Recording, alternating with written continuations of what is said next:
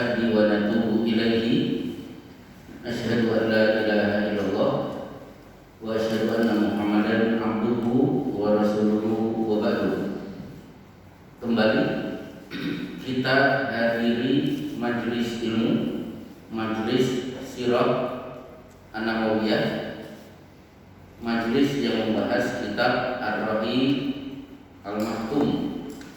Masih ingat Bu Ar-Rahi Al-Mahtum apa?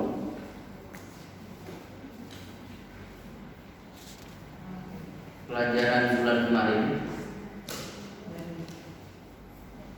Tolong jangan pura-pura lupa. Innal abrara lafi na'im 'alal araiki yanzurun ta'rifu fi wujuhihim nadratan na'im yusqawna mir rahiqin mahtum. Coba yang bawa Quran dibuka. Jadi buku ibu-ibu ini aslinya diberi nama oleh penulis dengan kitab Ar-Rahi Al-Mahtum. Berarti surat Al-Mutaffifin. Surat Al-Mutaffifin dimulai dari ayat 22.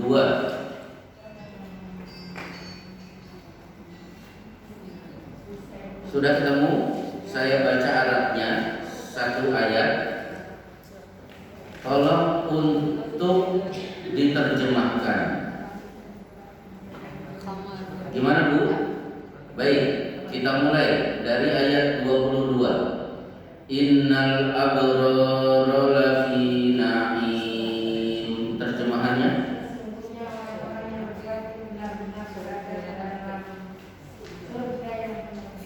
Ya, orang-orang yang banyak berbuat baik nanti di akhirat benar-benar berada dalam kenikmatan.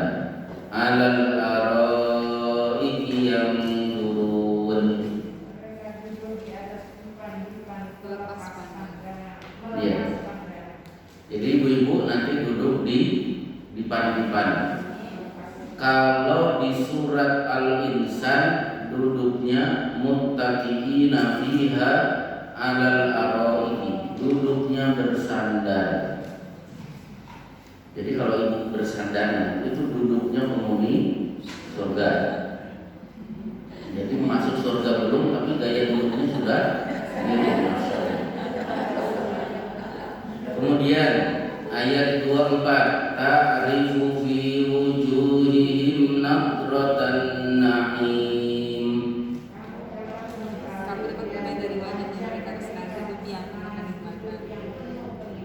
Nah, terlihat dari wajah mereka, wajah orang yang berseri penuh dengan kenikmatan. Yusqawna mir rahiqim mahtum.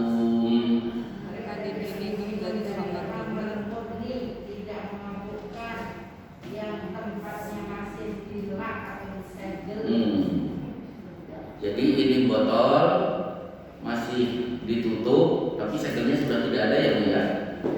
Ini sudah tidak disegel. Nah, ibu-ibu nanti akan minum dari botol-botol isinya khamr dan botolnya tertutup plus disegel.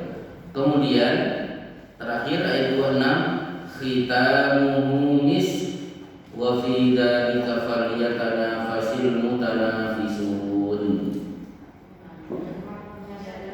Segelnya dari kasturi. Dedeknya atau segelnya? Laknya. Lak itu apa? Dedek. Coba diulang.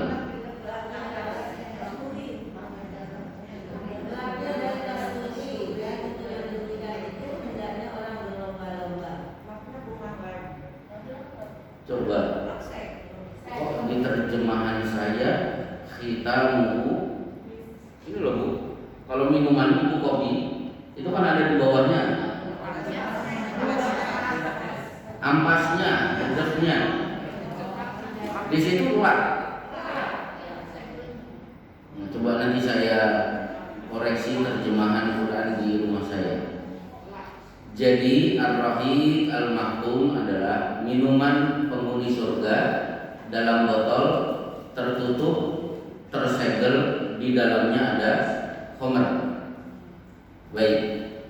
Jadi buku ibu-ibu ini diberi judul ar-rahiq al-maktum. Maksudnya apa?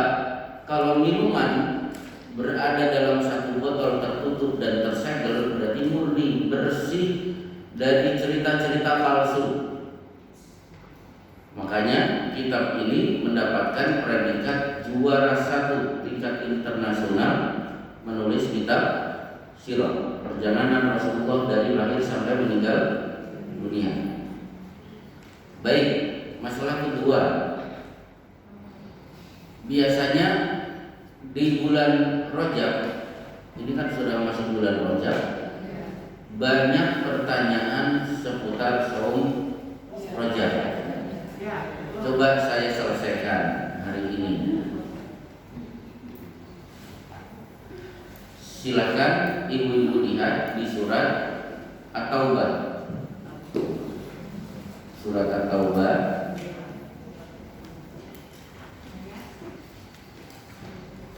(36).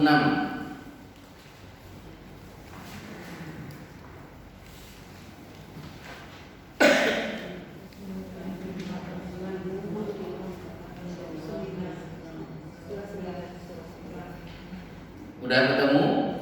Atau 36? Yang sudah, yang belum? Belum.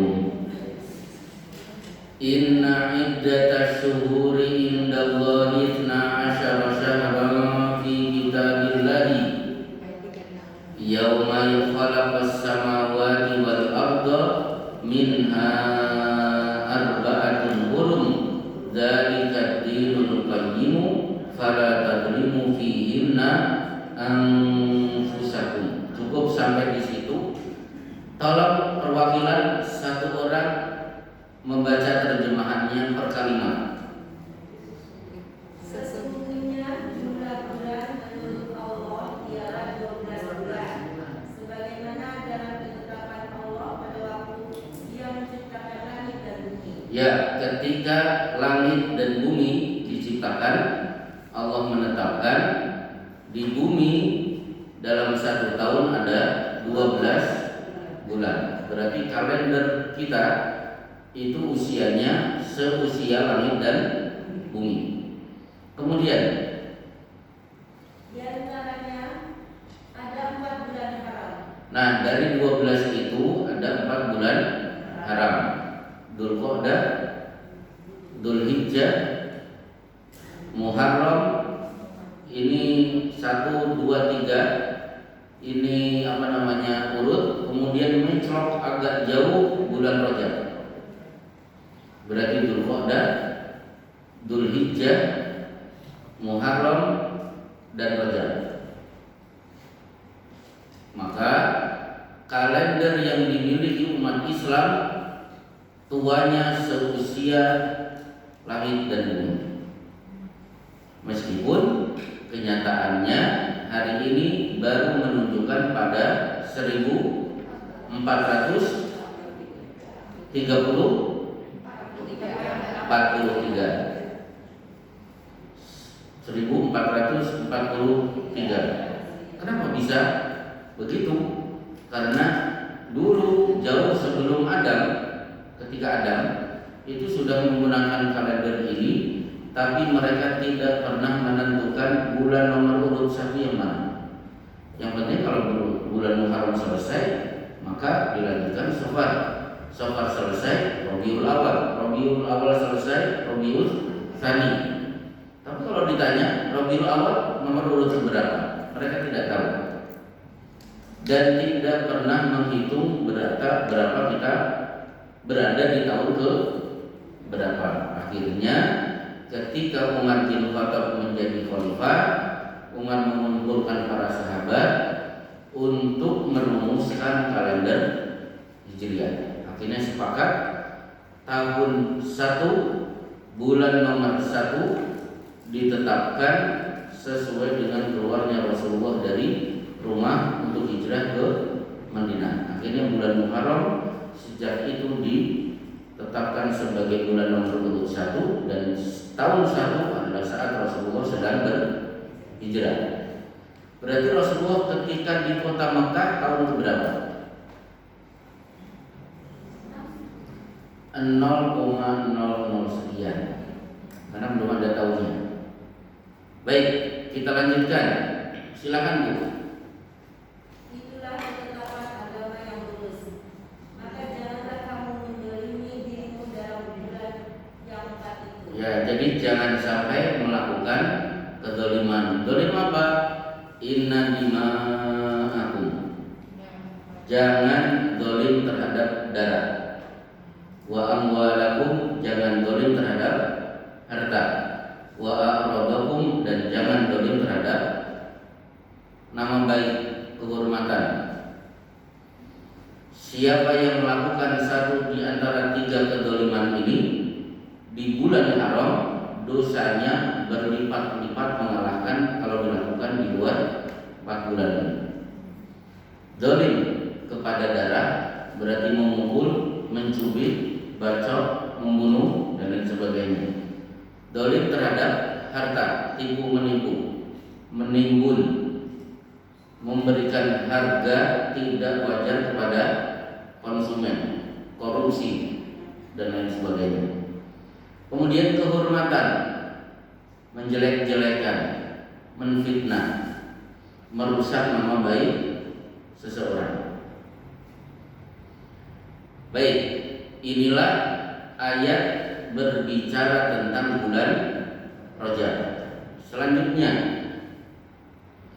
ada seorang sahabat bernama Abu Mujibah Al-Bahili. Sudah lama tidak bertemu dengan Rasulullah, tiba-tiba bertemu dengan beliau. Beliau kaget. Mali ara jismaka nahilan. Kenapa hari ini aku lihat badanmu kurus?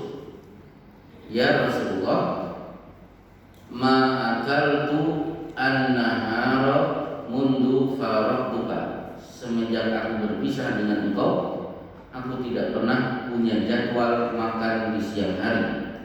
Ma akaltu illa lailan, saya hanya punya jadwal makan di malam hari. Berarti Senin, Selasa, Rabu, Kamis, Jumat, Sabtu, Ahad, Senin, Selasa, Rabu, Kamis, terus tiap hari saum. Ada yang tahu saum apa ini namanya? D A H R, dahar. Saum dahar adalah saum tiap hari, tidak ada jeda. Senin, Selasa, Rabu, Kamis, Jumat, Sabtu, Ahad, Senin, Selasa, Rabu. Jadi setahun bisa saum 365 hari. Maka badannya kurus. Boleh tidak? Kata Rasulullah, oh, tidak boleh. Tapi saya senang ya Rasulullah menikmati saum ini. Maka Rasulullah bersabda, sum syahrul sabri, saumlah di bulan Sabar. Ada yang tahu bulan Sabar? Nah, Ramadan. Kalau mau saum, saumlah di bulan Ramadan. Wa yauman ba'dahu, dan 1 hari sesudah bulan Ramadan. Berarti saum Syawal sehari boleh. Iya. Saya ulangi, saum Syawal sehari boleh. Hadisnya ini.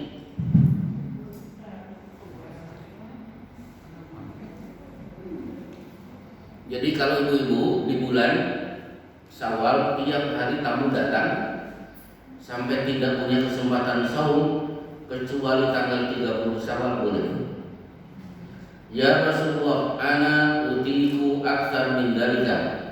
Saya masih kuat lebih dari itu. Sum syahrul sabri wa yaumaini ba'dahu. Saumlah di bulan Sabar dan 2 hari sesudah bulan Sabar. Berarti Syawalan 2 hari. Silakan. Ya Rasulullah, saya masih kuat. Baru Rasulullah bersabda, sum syahras sabri wa thalathata ayyamin ba'dahu wa sum ashhurul hurum. Saumlah bulan Ramadan 3 hari di bulan Syawal dan cari hari mana saja di bulan-bulan haram. Berarti bulan haram tadi apa? Dzulqa'dah, Dzulhijjah, Muharram, Rajab. Jadi hari manapun kamu punya kesempatan di 4 bulan ini silakan saum. Inilah satu-satunya dalil sahih perintah saum di bulan Rajab, tanpa ditentukan di hari keberapa dan tidak pernah diterangkan apa manfaat dan besarnya pahala. Kenapa? Ibu Senin Kemis boleh, ditambah dengan 13, 14, 15 silahkan, boleh. Atau Senin dan Kemis, ternyata Jumat ingin saum, apa masalah? Jumat saum, bagaimana kalau Sabtu? Lanjut, boleh. Yang penting satu di antara 4 bulan ini. Dan tidak pernah Rasulullah menerangkan berapa besarnya pahala. Kalau sudah diterangkan besarnya pahala, nah hadisnya bermasalah. Hadis-hadisnya dinilai para ulama sebagai hadis maudhu. Gimana? Sudah bisa dipahami? Silahkan ibu buka YouTube. Profesor Mustafa Ali Yakub, Imam Masjid Istiqlal, Direktur Pondok Pesantren Darul Hadis Tangerang. Beliau dalam satu kultumnya menerangkan kalau ada hadis fadilah saum Rajab itu dipastikan hadisnya tidak benar. Baik, cukup. Silahkan sekarang kita lanjutkan. Tidak pernah ada larangan. Silakan. Selain amalan apakah yang paling utama di bulan Rajab ini? Apa ada? Tidak ada anjuran kecuali saum.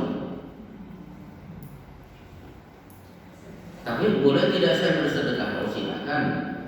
Tapi sifatnya diperintah secara khusus adalah saum di bulan Rajab. Udah selesai? Boleh tidak ziarah kubur? Siapa yang melarang? Apalagi di bulan Rajab ada tanggal merah. Mumpung tanggal merah saya ziarah kubur. Baik, sekarang lihat ke buku Ar-Rahi Al-Maktum. Pembahasan kita adalah mengirim surat ke beberapa raja. Di buku saya yang baru saja saya buka tadi, 624, bukunya yang seperti ini.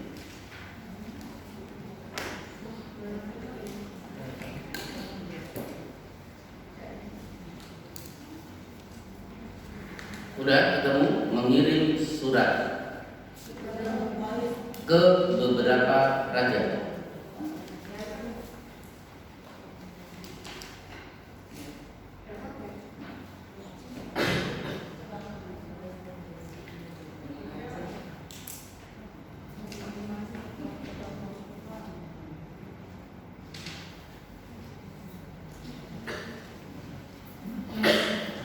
Sekarang pertanyaannya, siapa yang mempopulerkan pertama kali berdakwah lewat surat menyurat?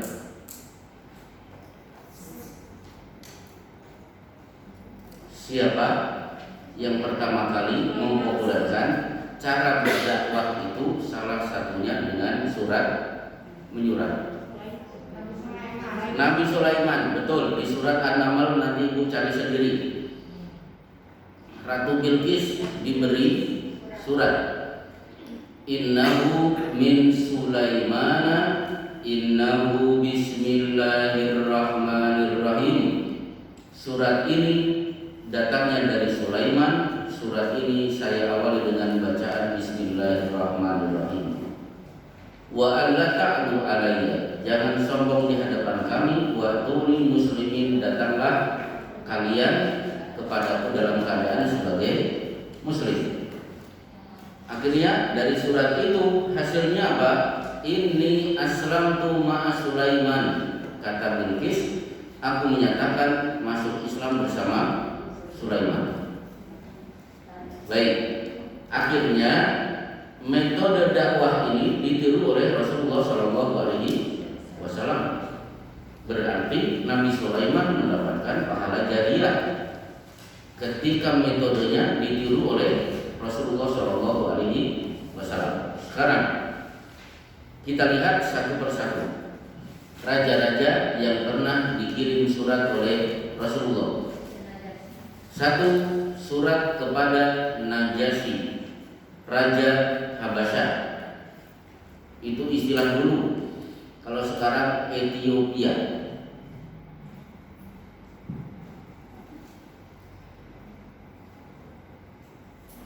Nah, sekarang berhasil tidak Ibu lihat di surat Al-Maidah? Dipersiapkan dibaca di surat Al-Maidah.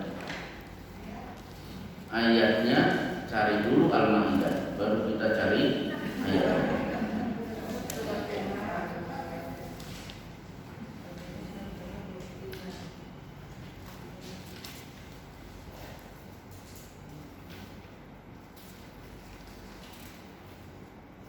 Ya, ayat 82.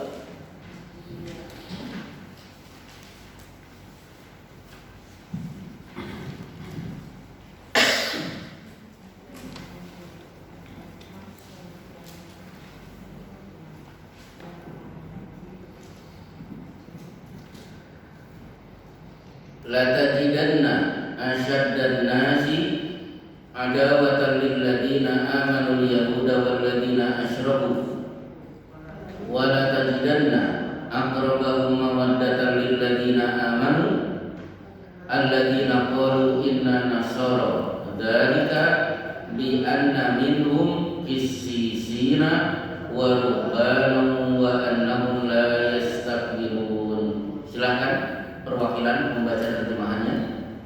Pasti akan kamu dapati orang yang paling keras perusahaannya terhadap orang-orang yang beriman, ialah orang-orang Yahudi dan orang-orang Musyrik. Ya, orang yang paling memusuhi itu Yahudi dan orang musyrik. Kalimat kedua. Dan pasti akan kamu dapati orang yang paling dekat persahabatannya dengan orang-orang yang beriman, ialah orang-orang yang berkata, sesungguhnya kami adalah orang Nasrani. Ya, jadi orang yang paling mudah bersahabat dengan orang beriman adalah kaum Nasrani. Berarti boleh dong kita bersahabat, bikin paguyuban dengan para pendeta. Boleh tidak? Ayat ini harus dilihat kapan turun. Ternyata Ja'far bin Abdul Muthalib datang menghadap Raja Habasyah, Raja Najasyi, mengirim surat, dibacakan ayat tentang profil Maryam dan Nabi Isa alaihi salam. Akhirnya apa? Begitu mendengar membaca surat Rasulullah SAW, akhirnya Raja Najasyi bercucuran air mata dan kemudian mengucapkan dua kalimat syahadat. Silakan dilanjutkan. Yang demikian itu karena di antara mereka terdapat para pendeta dan para rahib juga, karena mereka tidak menyombongkan diri. Ya, tidak menyombongkan diri. Ibu masih ingat sombong itu apa?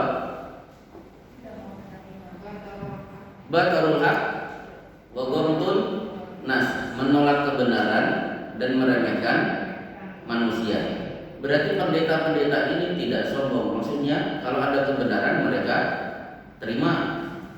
Maka pendeta seperti apa yang berhak dijadikan sebagai sahabat, yaitu pendeta yang tidak sombong ketika ada kebenaran kemudian diterima. Ayat 83, silakan.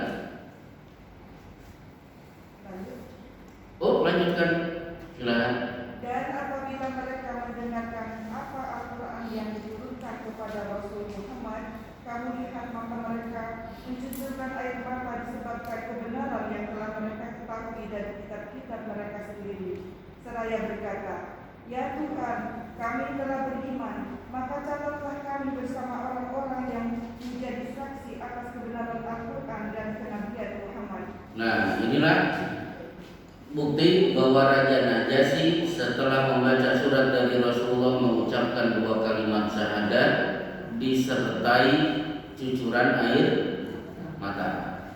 Akhirnya ada beberapa cerita yang perlu ibu-ibu ketahui tentang Raja Najasyi. Ternyata di antara rombongan sahabat Rasulullah ada seorang Ubaidillah bin Jahsy. Tidak disangka-sangka raja yang Kristen mengucapkan 2 kalimat syahadat. Ubaidillah bin Jahsy yang Muslim, yang sahabat, bersyahadat di depan Rasulullah, tiba-tiba menyatakan, saya keluar dari Islam dan menjadi seorang Nasrani. Berarti status pernikahannya dengan Romlah itu yang ibu ketahui siapa ya? Romlah, anaknya Abu Sufyan. Pokoknya Romlah. Akhirnya hubungan antara Romlah dengan Ubaidillah bin Jahsy harus putus. Masa iddah selesai, maka Rasulullah menikahi Romlah dari jarak jauh. Rasulullah ada di Madinah, Romlah ada di Habasyah sebagai pengantin laki-laki diwakili oleh Raja Najasyi. Jadi dari sinilah kalau ada pertanyaan, boleh tidak pernikahan jarak jauh? Hukumnya boleh. Jadi di tempat akad nikah cari orang yang bisa menjadi wakil dari pengantin laki-laki. Berarti lafaz nikahnya adalah saya nikahkan putri saya dengan Mahmud bin Abdurrahman yang diwakili oleh Hasan bin Sabit dengan mahar seperangkat alat sholat dibayar dengan tunai. Sah. Setelah itu Hasan bin Sabit sebagai wakil dibawa ke belakang, suruh makan, kenyang. Begitu kenyang diminta untuk segera pulang karena tugasnya sudah selesai. Baik. Nah, kemudian dari Raja Najasyi lah kita tahu bahwa Rasulullah SAW menyolatkan Raja Najasyi dari jarak jauh. Inilah yang disebut dengan sholat gaib. Kemudian dari Raja Najasyi kita tahu bahwa kriteria seorang berhak disebut sahabat bila satu, bertemu dengan Rasul, kemudian beriman kepada Rasul, dan mati dalam keadaan beriman. Jadi syaratnya harus 3. Bertemu. Apakah cukup bertemu? Oh tidak, karena Abu Lahab itu rumahnya di samping Rasulullah. Beriman tidak Abu Lahab? Tidak, berarti tidak bisa disebut sahabat. Bertemu dan beriman, kemudian mati dalam keadaan beriman, berarti Ubaidillah bin Jahsy tidak bisa disebut sahabat karena mati dalam keadaan Nasrani. Nah, Raja Najasyi disebut sahabat tidak? Oh tidak, dia beriman kepada Rasulullah, mati dalam keadaan beriman, meninggal dunia sebelum meninggalnya Rasulullah. Jarak yang jauh menyebabkan tidak ada pertemuan antara Raja Najasyi dengan Rasulullah SAW. Maka Raja Najasyi dikeluarkan dari statusnya sebagai sahabat dan masuk kelompok tabi'in. Karena ada orang-orang seperti Abu Muslim Al-Khawlani bersyahadat di depan Mu'adz bin Jabal di Yaman. Begitu syahadat, dia langsung memacu kuda pergi ke Madinah ingin bertemu dengan Rasulullah. Begitu tiba di kota Madinah, ternyata Rasulullah baru dikubur. Berarti Abu Muslim Al-Khawlani tidak bisa disebut sahabat. Akhirnya kalau ada orang mengaku bertemu dengan Rasulullah Shallallahu Alaihi Wasallam secara langsung, tidak lewat mimpi. Jadi saya kemarin dan sholat langsung ngobrol dengan Rasul. Atau ada juga kiai mengatakan saya bisa bertemu dengan Rasulullah kapanpun saya mau. Kalau betul-betul terjadi pertemuan itu berarti Pak Kiai disebut sahabat karena bisa bertemu dengan Rasulullah SAW. Maka yang benar pertemuan antara umat dengan Rasulullah hanya terjadi pada waktu mimpi. Selain mimpi tidak mungkin bisa bertemu. Nomor 1 selesai. Raja Najasyi. Ini udara dingin yang dia. Baik, 2. Surat kepada Raja Muqawqis, Raja Mesir.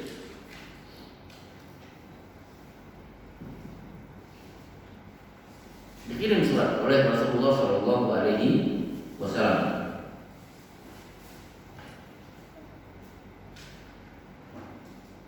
Masuk Islam tidak masuk Islam,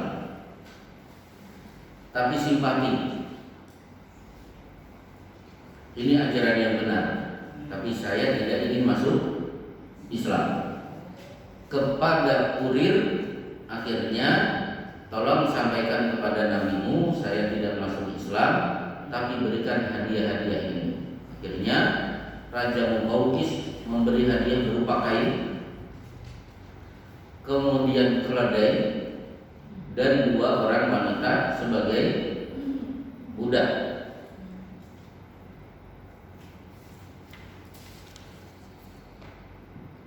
Nah, keledai ini ternyata punya nama. Kalau di sini Dul.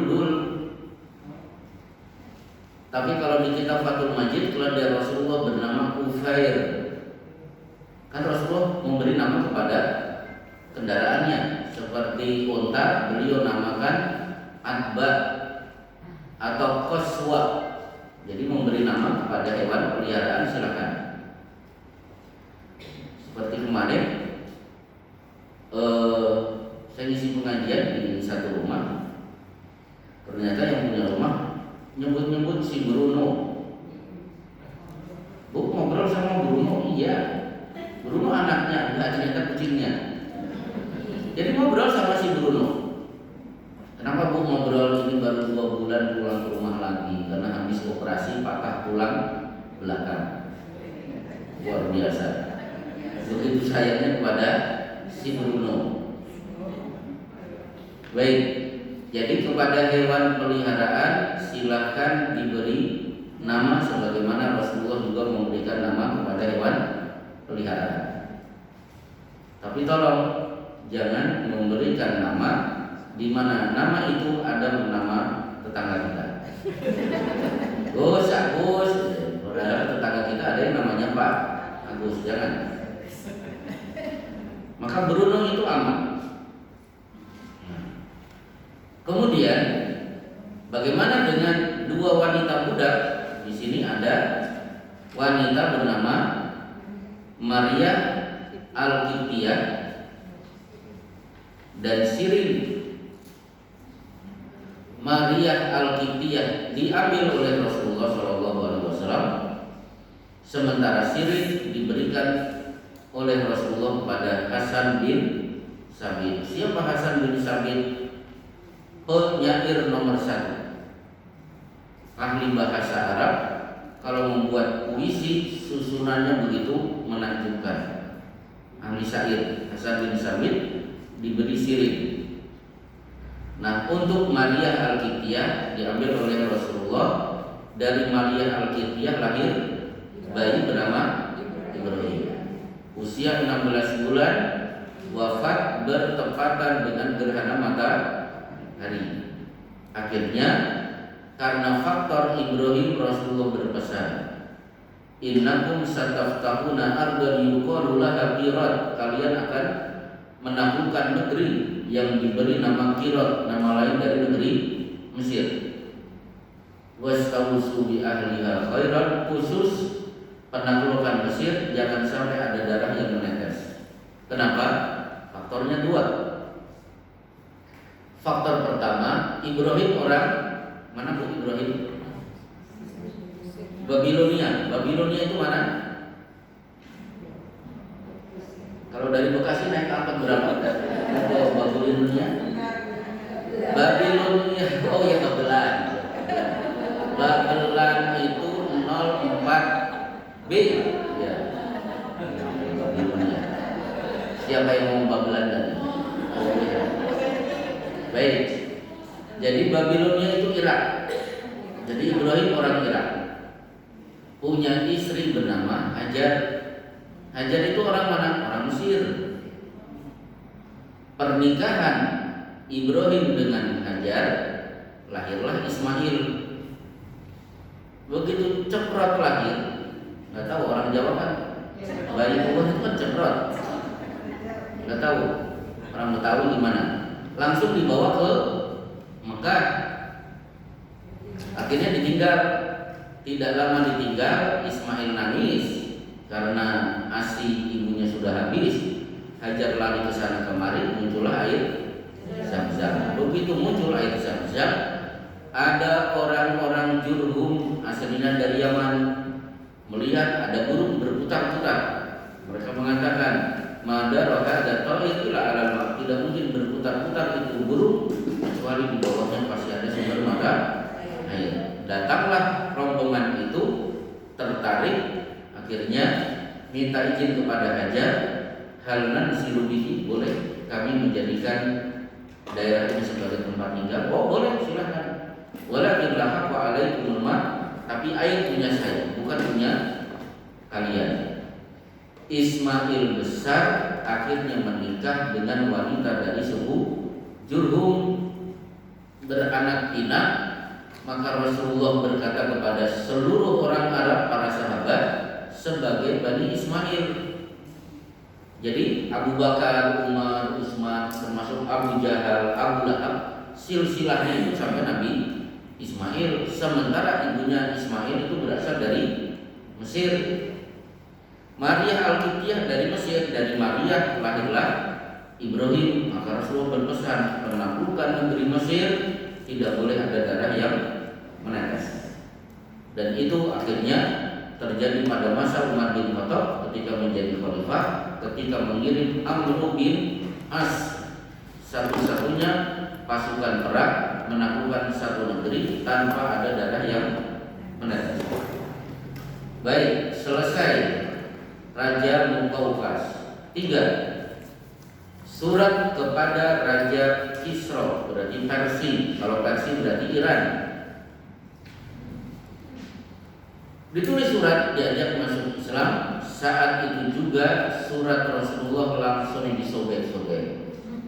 Disitulah Rasulullah kemudian tersinggung, kemudian berdoa sebagaimana dia menyobek-nyobek suratku, semoga kekuasaannya juga disobek-sobek. Betul. Besoknya dia dibunuh oleh anaknya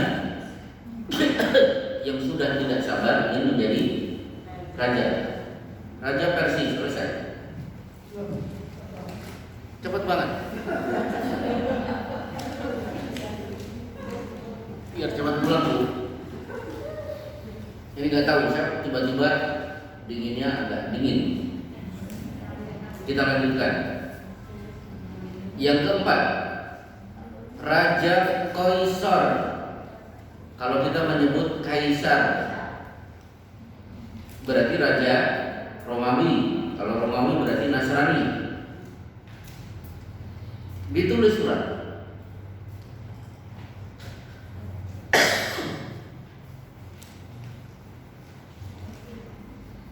Begitu ditulis surat, dibaca, Raja Romawi bertanya kepada yang membawa surat. Saya tanya, satu, nabimu ini keturunan raja atau bukan?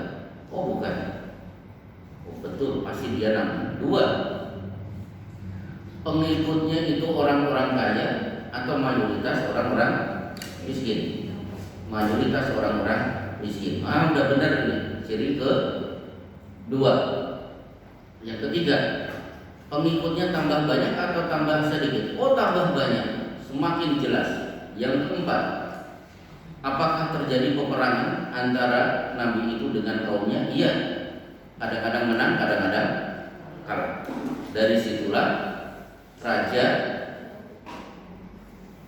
itu Romawi punya keyakinan, seandainya aku berhadapan dengan Nabi itu, aku ingin membasuh kakinya.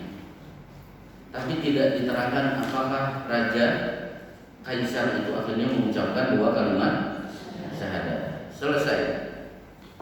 Kemudian yang kelima, surat kepada Mundir bin Sawah.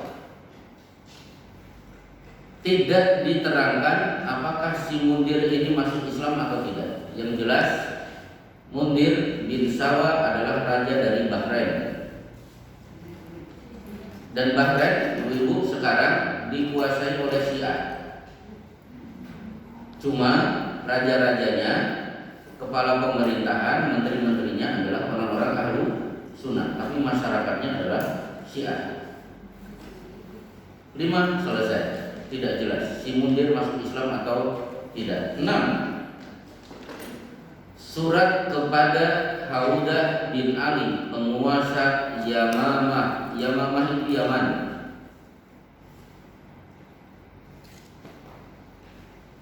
Ternyata dia simpati, cuma tidak mau mengucapkan 2 kalimat syahadat.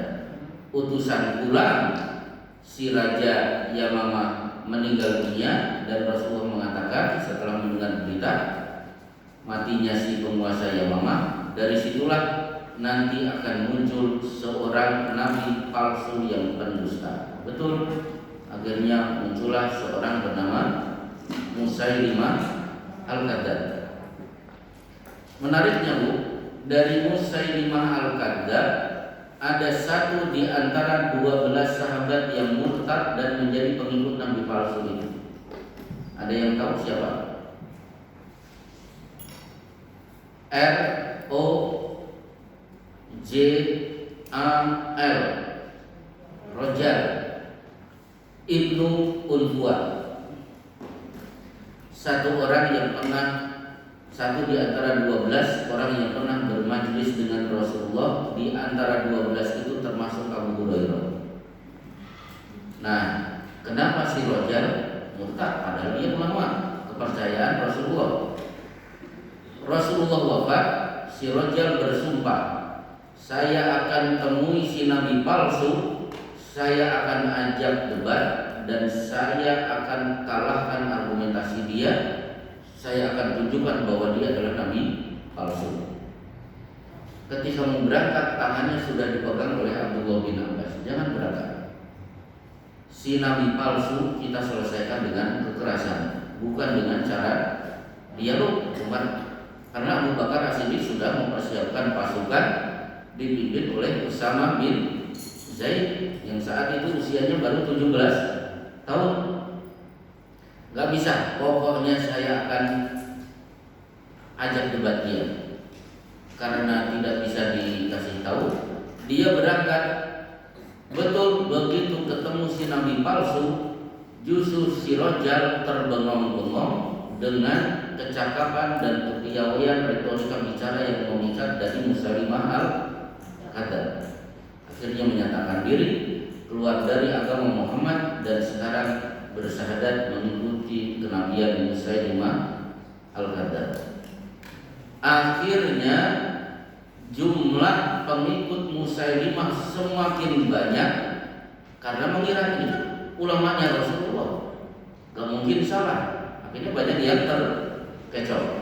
Maka dalam satu hadis Rasulullah mengingatkan, inna minal bayani la sihra, sesungguhnya retorika bicara yang memikat itu terkadang di situ ada sihirnya.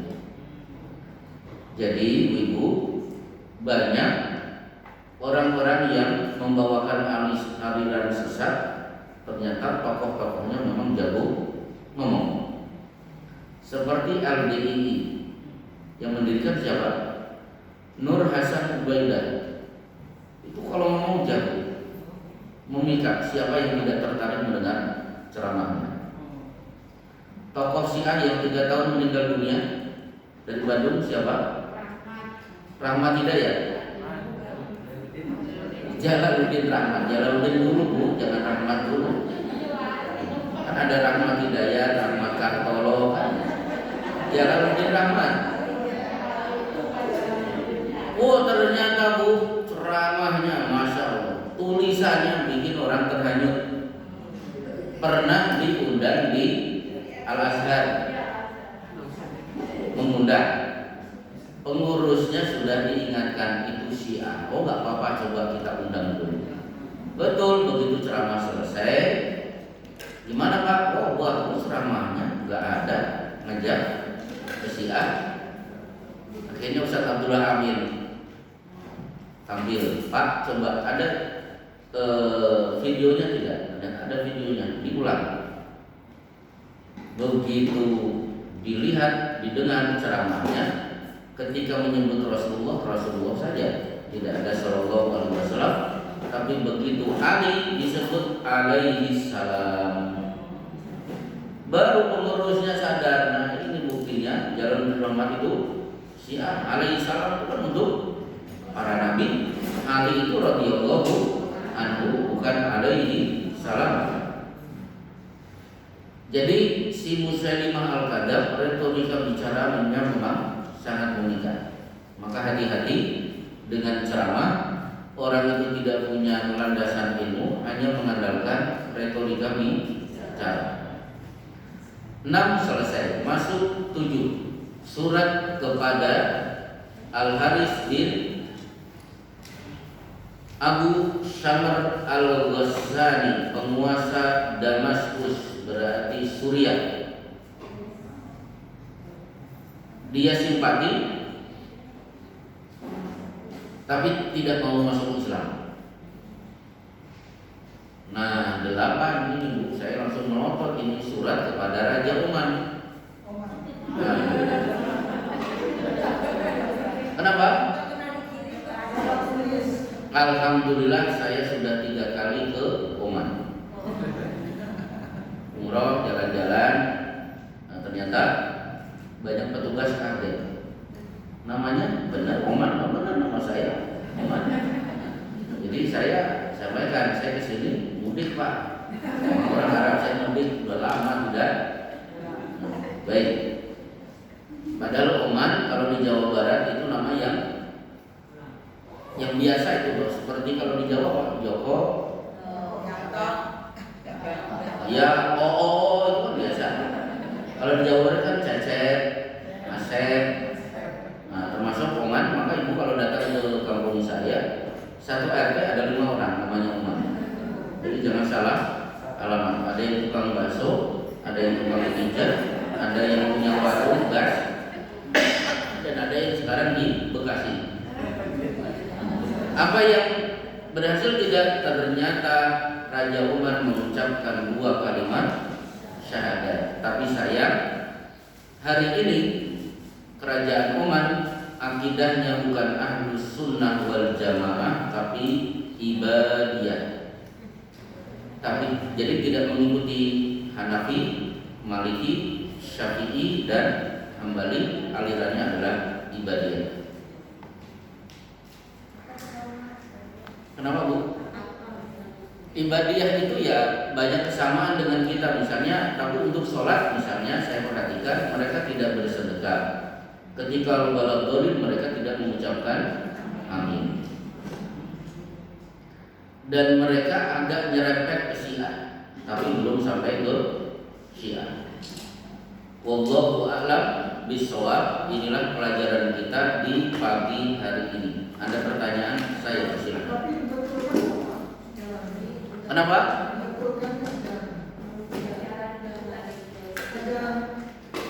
Oh itu ibadiyah itu dianggap menyimpang, cuma tidak separah Syiah. Cuma saya ngobrol dengan masyarakat negara Oman. Ketika saya cerita di negeri kami Indonesia ini banyak demo, mereka mengatakan, oh di sini nggak mungkin ada demo. Kenapa? pemimpin kami itu sayang kepada rakyat. Jadi yang tidak punya pekerjaan pun mendapatkan gaji. Kita jalan di malam hari itu nggak mungkin ada pencopet, ada garong, ada apa namanya, begal dan lain sebagainya, karena seluruh rakyatnya makmur. Justru kalau saya melihat di Saudi, saya tidak melihat Saudi itu negara kaya, karena orang miskin itu kan banyak tuh. Perkampungan kumuh juga banyak, tapi negara Oman tidak ada perkampungan kumuh. Semua bersih, rapi, kelihatan kalau negaranya kaya. Jadi mereka mengatakan kami tidak mungkin mendemo pemimpin kami karena pemimpin kami menyayangi rakyatnya.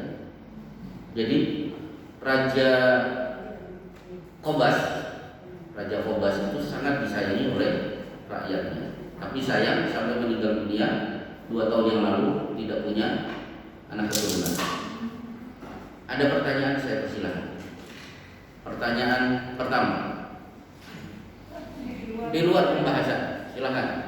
Kalau saum sunnah atau Kamis itu udah saum, udah niat dari malam, tapi kita terus buka itu mana batal gitu. Apakah dosa? Rasulullah niat saum sebelum subuh. Pulang dari subuh, ya Rasulullah, utilana haisun, ini ada kiriman makanan hais. Hari ini mana, perlihatkan. Dibuka, Rasulullah langsung terkesima. Asbahtu shaiman, subuh tadi saya sudah niat saum dan akhirnya beliau makan. Ini saum tercepat. Sebelum subuh niat saum, pada subuh sudah berbuka. Gimana Bu? Karena saumnya sunnah, dikerjakan dapat pahala, ditinggalkan tidak berdosa. Saya pernah membatalkan saum gara-gara lewat tukang es cincau. 10 tahun saya tidak minum, tiba-tiba ada tukang es cincau. Oh bukan, cincau. Itu ya Bu ya, perkara remeh boleh dibatalkan. Seperti ketika ada perjalanan banyak orang, kemudian ada tamu, ternyata mampir ke sebuah rumah makan. Nah, dari rombongan itu ada yang Senin. Saya meskipun hari itu sedang saum, ya saya batalkan. Saya tanya, menunya apa? Pedak. Wah, kalau sudah disebut pedak, wajilat qulubuhum, hati saya langsung bergetar. Saya makan. Gimana Bu?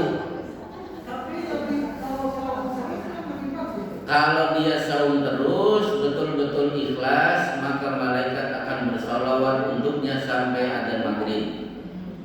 Kalau ikhlas. Tapi kalau mendumel, kenapa ngajak makan hari Kamis? Kalau dia jalani dengan penuh keikhlasan, pahalanya luar biasa. Kan ada ibu-ibu protes, kenapa Rasulullah tidak sabar makanan nunggu saja nanti sampai maghrib?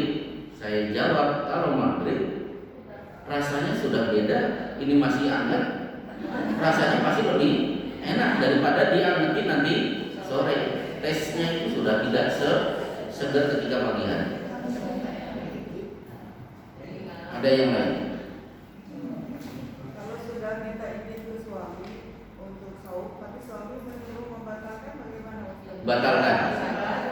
Kalau itu bagi suaminya ada sanksi nggak? Tidak ada sanksi. Kenapa? Taat kepada suami hukumnya wajib, Senin Kemis hukumnya sunnah. Bu, ini hari Kamis tanggal merah. Aku di rumah, tolong sediakan makanan spesial. Pasti berbeda Bu, naluri seorang wanita memasak saat dia sedang saum dan tidak saum. 2, juga pasti berbeda suasana ketika makanan spesial terhidang, ternyata makanan hanya pesertanya suami, istrinya nunggu di samping suami tanpa makan. Rasanya gimana Bu? Pasti rasanya beda. Jadi ibadah sunnah itu akan kita tinggalkan ketika bertuburukan dengan sesuatu yang kedudukannya lebih tinggi.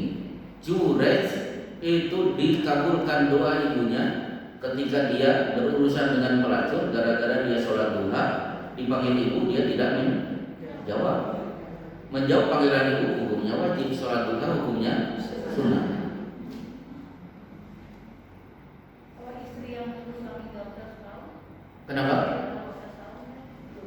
Suami gak usah saum dari istri. Alasannya apa? Ya, kalau mau makan silahkan Bu. Jadi suami istri kalau bisa ada jadwal jalan-jalan berdua tanpa diikuti oleh anak-anak. Meskipun cuma naik motor, meskipun cuma jalan-jalan ke Kalimalang, makanya juga cuma cuanki. Yang penting berdua mesra tanpa diganggu oleh anak. Apalagi kalau yang didatangi adalah tempat-tempat yang membuat memori masa lalu.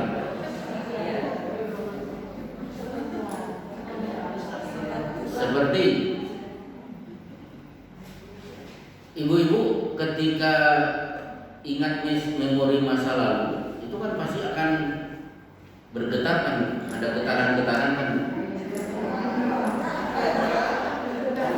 Jangan bohong. Seperti saya itu kalau di Tasik ada angkot 010 warna putih jurusan Taman Sari, saya wah menuju rumah dia. Gak apa-apa untuk mengulang memori masa lalu. Jadi naik mobil nyari jurusan 010 untuk menambah semangat untuk mempertahankan bahtera rumah tangga. Jadi harus ada nuzhah, jalan-jalan untuk bersenang-senang. Itu ya Bu ya. Tolong sampaikan kepada suaminya, salah satu sunnah Rasul adalah mengajak istrinya bersenang-senang. Kan kalau kita mendengar lagu yang romantis, iya, terus kita ingat orang masa muda. Itu sudah otomatis Bu. Jadi bagaimana? Jadi gini, ibu-ibu yang dulu suka nonton Aneka Ria Safari malam Kamis, masih ingat ya malam Kamis Bu ya? Fokus di depan TV. Oh, malam Kamis bukan malam Jumat. Malam Jumat kan mimbar agama Islam. Hari Selasa malam Rebo inohong di Bojong Rangkong. Ini malam Kamis. Wah, dulu saya dulu pecinta ya. Jadi kadang-kadang kalau ada lagu tertentu itu suka melayang-layang memori 30 tahun yang lalu. Begitu tidak? Oh iya, itu naluriah seperti Rasulullah SAW itu kalau datang saudara-saudara Khadijah langsung ya Allah Khadijah, padahal itu bukan Khadijah saudaranya. Karena memori masa lalu Rasulullah tidak mau bertemu dengan Wahsy yang menyobek dada Hamzah, mengambil jantung Hamzah untuk diberikan kepada Hindun. Maka Rasulullah minta menyingkirlah dari diriku, karena kalau aku bertemu dengan dirimu, aku trauma dengan Hamzah yang kau mutilasi. Berarti kan memori itu tidak bisa dihilangkan. Sebagaimana kalau ibu-ibu dulu di sekolah ada guru killer, itu suara bel saja kalau khusus guru itu yang akan masuk itu beda. Kalau gurunya biasa-biasa saja, teng teng teng, coba kalau gurunya killer, teng teng, dan suara kaki gurunya jelek jelek jelek, masuk Apalagi PR belum dikerjain.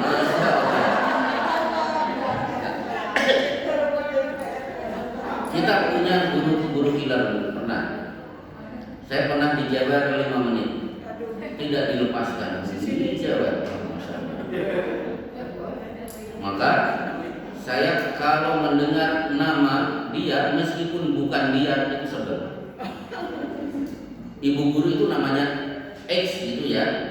Kalau ada ibu-ibu anggota majelis taklim namanya juga X, saya kadang-kadang ikut sebel juga, padahal nggak ada hubungannya antara itu. Karena trauma. Nggak usah saya sebut nama gurunya. Nggak usah saya sebut. Itu memori masa lalu.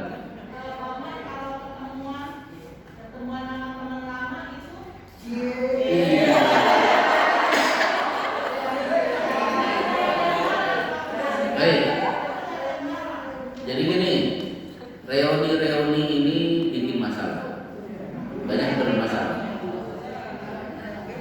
Saya pernah reuni sekali, tapi habis itu saya tidak ingin ketemu lagi. Karena begitu, kasus banyak teman-teman yang akhirnya ya, yang lama sudah muncul kembali. Maka saya diminta ikut grup alumni SMP, grup alumni SD, itu saya tidak ikut, langsung masuk langsung keluar. Karena banyak kasus seperti itu. Apalagi kalau dia murid pinter, diidolakan banyak orang.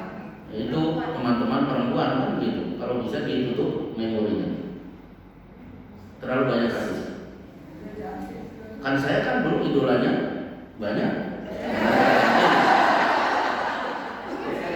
Oh bu, saya itu tidak hanya di kelas, tapi juara MTQ, juara puisi, masuk provinsi, masuk RRI. Itu nama saya, masya Allah, bergaung luar biasa, selalu membawa nama harum sekolah. Dan jangan mancing-mancing lagi, kita nak berjalan. Ada pertanyaan, saya persilakan. Jadi poinnya nggak boleh buat ya? Ya ukur saja bu. Kalau akhirnya bikin problem, lebih baik reuni-reuni seperti itu ditiadakan. Banyak bermasalah. Manfaat dan madorotnya, tetap manfaat dan silaturahim tidak selamanya harus reunian. Oh ya, meningkatkan imun.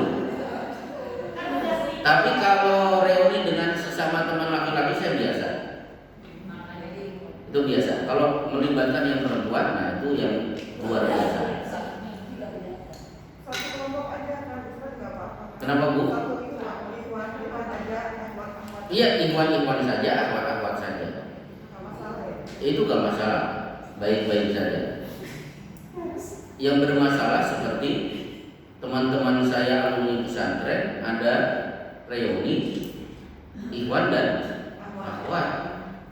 Saya bingung. Karena santri itu celah untuk kenal santriwati itu kan nggak ada.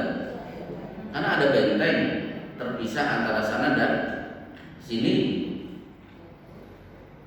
Kenapa kok bisa sampai punya kedekatan? Akhirnya santriwan santriwati itu mengadakan acara reuni di sebuah villa. Saya juga tidak sampai habis pikir sampai sekarang kok bisa. Itu santriwan dan santriwati. Saya kenal istri saya saja dulu susahnya luar biasa. Akhirnya pendekatannya kepada bapak mertua. Jadi yang saya dekati bukan si dia, tapi bapaknya. Kalau datang ke pesantren saya temui, saya ajak ngobrol, saya kasih sarung biar sholat pakai sarung. Oh, hebat, ucapannya luar biasa saya. Tapi nggak bisa mendekati si dia. Gitu. Tapi kok orang nggak tahu sama dia kan? Jadi gini bu, ternyata si dia itu masih satu buyut. Begitu acara pernikahan, saya kaget, mereka juga kaget. Dengan paman-pamannya saya sudah akrab, sudah tidak ada tidak ada jarak dengan paman, dengan nenek-neneknya. Saya sudah biasa main ke rumah neneknya. Tiba-tiba dia jadi santriwati. Tapi kan ketemu kan nggak bisa. Itu sarananya bapak mertua yang kita dekati dipepet, terus harus datang ke pesantren. Udah selesai, jangan dipancing lagi saya. Satu penanya terakhir, silakan. Ya. Sekarang ini kan lagi tren sosial media. Terus berita-berita kematian, padahal orang yang belum mati tapi mati dari kemarin mungkin pagi, Boce, Tukul, Karno, banyak sekali ya. Iya. Tanda-tanda akhir zaman atau terus sebaiknya orang itu dilaporkan atau dibiarkan gitu loh Pak Ustaz. Iya. Kayaknya parah banget gitu. Jawabannya Rasulullah melihat siksa kubur, rajulun yusarsiru sirkuhu ila qafahu wa yusarsiru ainaihi ila qafahu wa yusarsiru manzurahu ila qafahu. Orang itu digergaji mulut sampai tepuk, kemudian hidung sampai tepuk, matanya sampai tepuk, digergaji. Jibril itu siapa? Hadza rajulun yabdu min baitihi fayabdib fayabdul afaq.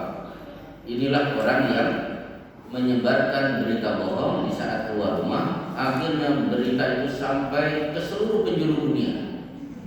Padahal saat itu belum ada telekomunikasi, tapi Rasulullah sudah menyebut ada satu kebohongan yang menyebar ke seluruh dunia. Maka hati-hati kalau ibu men-share berita. Jadi kalau bisa ibu punya situs berita yang bisa dipercaya. Misalnya kalau saya tiap hari membukanya Era Muslim misalnya. Dulu Nahi Mungkar tapi sudah dibredel. Ada juga Ar-Rahmah, ada juga situs apa lagi? Era Muslim, Arwah, Fuwa, Islam. Selain itu saya harus hati-hati karena banyak berita-berita bohong. Termasuk dulu sempat viral Megawati katanya sudah mati. Itu sebenarnya dipancing Bu, biar nanti ada yang ikut menyebarkan sehingga terkena undang-undang itu ya IT. Maka men-share harus hati-hati. Saya punya siber, tiap hari memberikan informasi penting kepada saya tanpa harus saya mencari berita-berita penting, dan belum tentu berita itu akan saya share kepada yang lain. Selesai. Kelihatannya ibu mau bertanya lagi. Apakah itu tanda-tanda akhir zaman? Yes, pokoknya penghuni kubur ada yang disiksa seperti itu karena suka menyebarkan berita bohong. Tapi dari dulu sehebat-hebat pembohong itu penguasa. Coba ibu kasus umat Islam yang terbantai di Lampung, terbantai di mana, Tanjung Priok. Itu kalau ibu melihat dunia dalam berita, saya masih kecil, wah itu seolah-olah umat Islam yang dolim. Tapi tim fakta mengatakan bahwa terjadi kedoliman yang luar biasa atas umat Islam yang ada di Priok. Ribuan umat Islam dengan isu GAM di Orde Baru, yang mati ribuan. Tapi ternyata beritanya juga selalu versi penguasa. Apalagi kalau sudah berita-berita tentang terorisme, pasti umat Islam selalu yang disudutkan. Udah cukup ya Bu ya? Alhamdulillah 1 jam ke depan akan berkumandang adzan zuhur.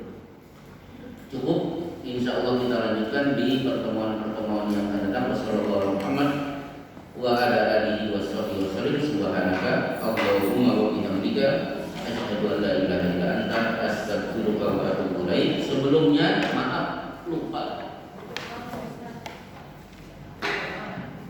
ada telah berpulang ke rahmatullah Ibu Anita Dara binti Khairuddin Sobirin, usia 64 tahun, pada hari Jumat 28 Januari 2020. Baik, kita akan doakan secara khusus untuk beliau. A'udzubillahi minasyaitonirrajim. Bismillahirrahmanirrahim. Alhamdulillahirabbil alamin arrahmanir rahim maliki yaumiddin. Iyyaka na'budu wa iyyaka nasta'in. Ihdinas siratal mustaqim siratal ladzina an'amta 'alaihim ghairil maghdubi 'alaihim waladdallin. Amin. Allahumma ighfir laha warhamha wa'afiha wa'fu anha wa akrim nuzulaha wa wasi' madkhalaha waghsilha bil ma'i wal thalji wal bardi wa naqqiha minal khataaya kama naqaita thawbal abyada minad danasi. Allahumma abdilha daran khairan min dariha wa ahlan khairan min ahliha wa zawjan khairan min zawjiha wa qiha fitnatal qabri wa adzaban nar wa adkhilha al jannata ma'al abrar. Wa sallallahu ala Muhammad wa ala alihi wa sahbihi wasallim. Subhanaka Allahumma wa bihamdika asyhadu an la ilaha illa anta astaghfiruka.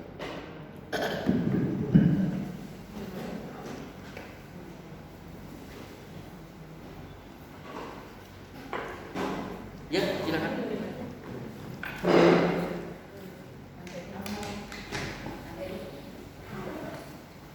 Alhamdulillah. Demikianlah baru saja kita simak uraian materi pelajaran yang telah disampaikan oleh guru kita. Jazakallahu khairan. Semoga dapat menambah wawasan dan bermanfaat bagi kita semua. Amin. Dan kami juga bertugas mengucapkan terima kasih atas segala kerjasama ibu-ibu serta mohon maaf bila ada hal-hal yang kurang berkenan. Bila ada kebenaran tentu datang